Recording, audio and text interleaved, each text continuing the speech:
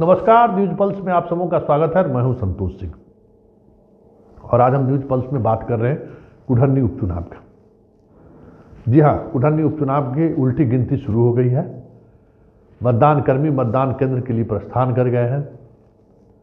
कल सुबह 7 बजे से वोटिंग की प्रक्रिया शुरू होगी, लेकिन पूरे बिहार की नज़र कुढ़नी चुनाव पर है। क्या होगा कुढ़नी में, क्योंकि साख नीतीश का दांव पर है।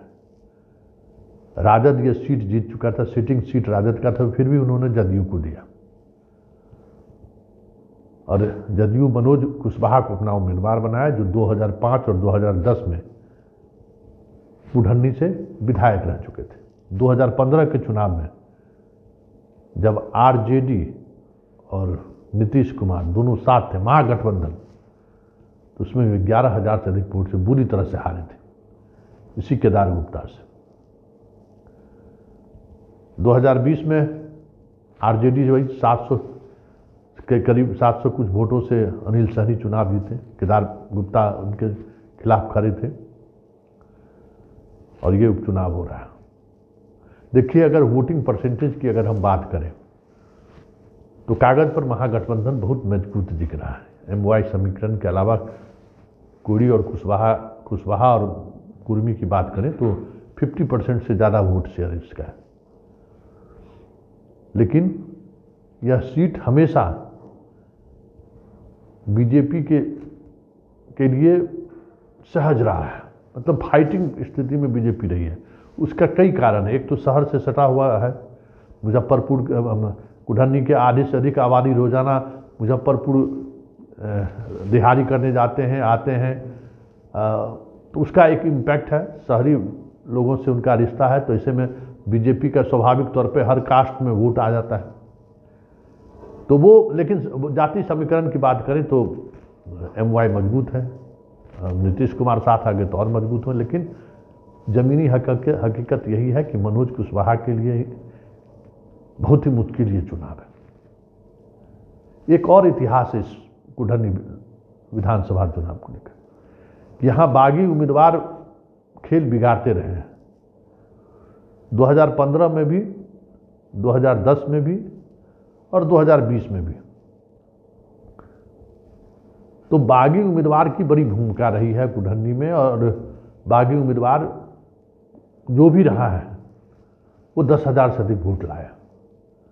तो इस बार 2-3 मजबूत बागी उम्मीदवार चुनाव लड़ रहे हैं। मतलब बागी ने मुकेश सहनी की पार्टी तो मजबूती के साथ चुनाव लड़ रहा है, लेकिन बीजेपी इस चुनाव को जिस तरीके से ले रही है, ये देखने वाली बात होगी। कल प्रचार का आखिरी दिन था और वो उन्होंने अपनी पूरी ताकत झोंक दी। जितने तमाम बिहार के बड़े नेता थे वो कुढ़नी में एक एक इलाके में को छान मारा उन्होंने। चिराग की बड़ी सभा हुई, रवि किशन उस सभा के सहारे वीर को जुटाने में कामयाब रहे। हालांकि महागठबंधन के भी तमाम नेता फील्ड में रहे, लेकिन कोई बड़ा कार्यक्रम नहीं हुआ। नीतीश और तेजस्वी एक दिन पहले ही कार्यक्रम करके चले गए थे, भाषण देकर चले गए थे। लेकिन सहनी आखिरी दिन तक, मतलब कल के प्रचार समाप्त होने तक वो डटे रहे और मल्लाह के सम्मान को जगाने की कोशिश करते रहे। एकलव्य के सहारे वो बार बार कहते रहे कि हमें एक मंच पर आना होगा, हम एक नई ताकत के रूप में हम उभर रहे हैं। तो इस वजह से कुढ़नी का मैच बहुत दिलचस्प हो गया है। महागठबंधन को ओवैसी से भी परेशानी है।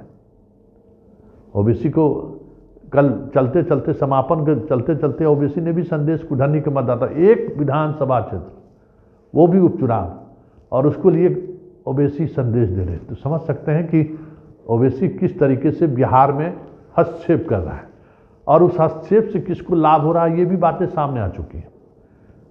तो एक उपचुनाव के लिए ओवैसी संदेश देते हैं। आप भी सुन लीजिए क्या संदेश दे रहे हैं। मेरी आपसे अपील है कि आप मुत्तहदा तौर पर 5 तारीख के दिन सुबह के अवलीन वक्त में अपने घर से, अपने गांव से निकलिए और अपने इत्तेहाद की ताकत का मुजाहरा करिए। बरादरी, मसलक और असबियत से ऊपर उठकर आपकी नज़रें मजलिस को कामयाबी के लिए आपको काम करना है। मैं आप तमाम का शुक्रिया अदा करता हूँ कि आप लोग काम कर रहे हैं और मुझे उम्मीद है कि इंशाअल्लाह ताला अख्तरुल ईमान की क़यादत में जो काम हो रहा है आप उसको और तक़वियत और मजबूती देंगे। तो ये स्थिति है कि पूरी राजनीतिक सिस्टम प्रणाली कुढ़नी के लिए तैयार है। मुकेश सहनी अगर बीजेपी को डैमेज करती है तो ओवैसी महागठबंधन को डैमेज करने के लिए तैयार है। अब देखना यह है कि ऊँट किस करवट लेता है, लेकिन चुनाव बहुत दिलचस्प है और इसका नतीजा तेजस्वी के लिए नहीं, नीतीश के लिए काफ़ी महत्वपूर्ण माना जाता है, क्योंकि अगर हार हुई जो दिख रहा है तो फिर नीतीश के लिए शासन व्यवस्था में बने रहना बहुत मुश्किल होगा।